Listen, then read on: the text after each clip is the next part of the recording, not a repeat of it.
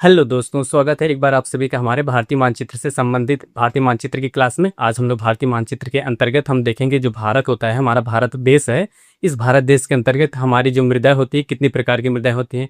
ये तो है नहीं कि एक ही जगह जो मृदा पाई जाती है वही सभी जगह पाई जाती है, क्योंकि जो भारत का भौगोलिक क्षेत्र होता है, भारत का भौगोलिक क्षेत्र में देखें ये भिन्न भिन्न भिन्नताएं दिखते हैं।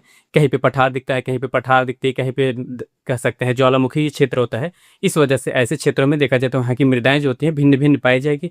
और इस भिन्न भिन्न की वजह से कौन कौन सी मृदा भारत में पाई जाती है उनके बारे में हम आज की कक्षा में बात करेंगे। देखिए, भारत में अगर मृदा की बात की जाए तो मुख्यतः 8 प्रकार की मृदा पाई जाती है। क्या होती है? 8 प्रकार की मृदा होती है। वे मृदा कौन सी होती है, उनके क्या नाम होते हैं, उनके बारे में जानेंगे। देखिए, पहली जो होते हैं, पहली मृदा होती है जलोढ़ मृदा होती है। क्या होती है? जलोढ़ मृदा, जिसे कांप मृदा भी कहा जाता है। क्या होता है? जलोढ़ मृदा या कांप मृदा के द्वारा कहा जाता है।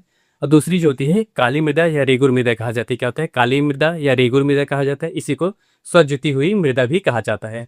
और इसके बाद अगली मृदा होती है लाल मृदा होती है। क्या होती है? लाल मिट्टी होती है, जिसे कहा जाता है लाल मिट्टी कहा जाता है। फिर जो चौथी मिट्टी होती है लेटराइट मिट्टी होती है। क्या होती है? लेटराइट मिट्टी है। और पांचवी मिट्टी है पर्वतीय मिट्टी। क्या होती है? पर्वतीय मिट्टी होती है।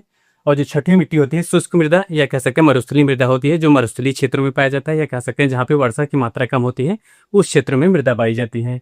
और जो सातवां दिए गए हैं लवणीय मृदा या क्षारीय मृदा होती है, जहाँ पे देखेंगे आप पीएच मान जो होता है 7.4 से अधिक होता है, वहाँ पे क्षारीय या लवणीय होती है, वहाँ पे मृदा पाई जाती है।